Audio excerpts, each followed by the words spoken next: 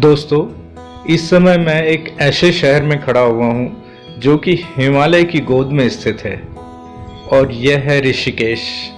वैसे तो कहा गया है उत्तराखंड को जितना घूमा जाए, जितना देखा जाए उतना ही कम है, लेकिन ऋषिकेश की कुछ बात ही निराली है। यहाँ मैं शत्रुघ्न घाट पे खड़ा हुआ हूँ। यहाँ पर दो झूले हैं, एक है राम झूला और दूसरा है जानकी झूला।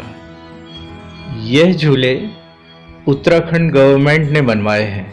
लक्ष्मण झूला तो बहुत पुराना झूला है। गंगा नदी को पार करने के लिए सारा बोझ लक्ष्मण झूले पर आ जाता था, तो यहाँ के गवर्नमेंट ने वैसे ही दो और पुलों का निर्माण किया जिनके नाम राम झूला और जानकी झूला रखा गया।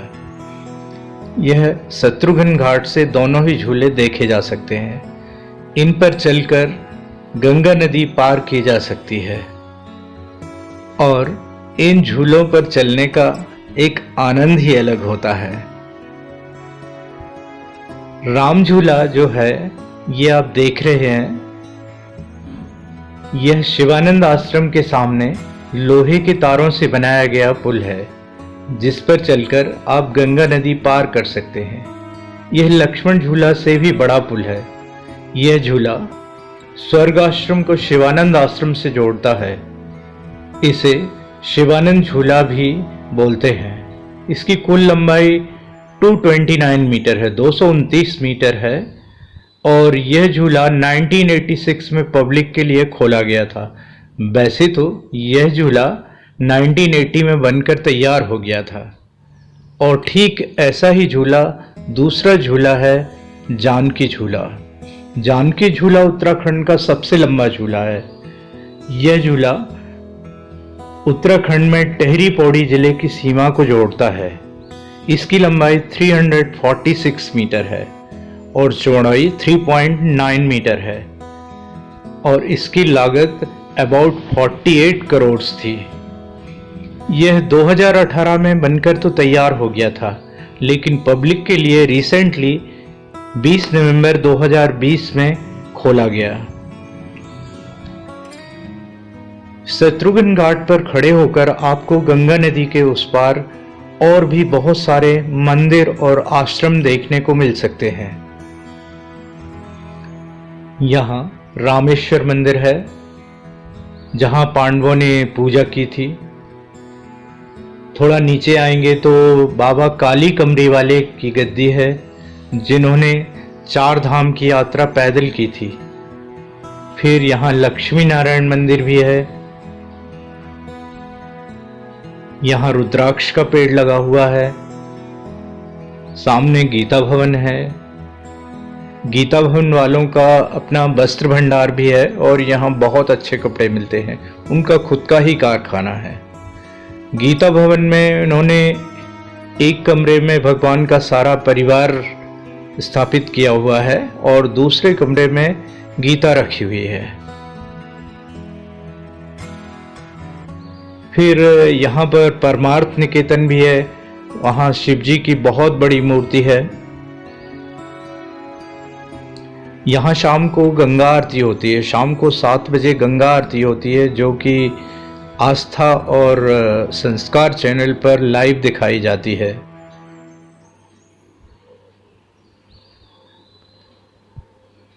शत्रुघ्न घाट पर आने पर एक असीम आनंद की प्राप्ति होती है। यहाँ पर प्राकृतिक सुंदरता एक अलग ही अनुभव किया जा सकता है।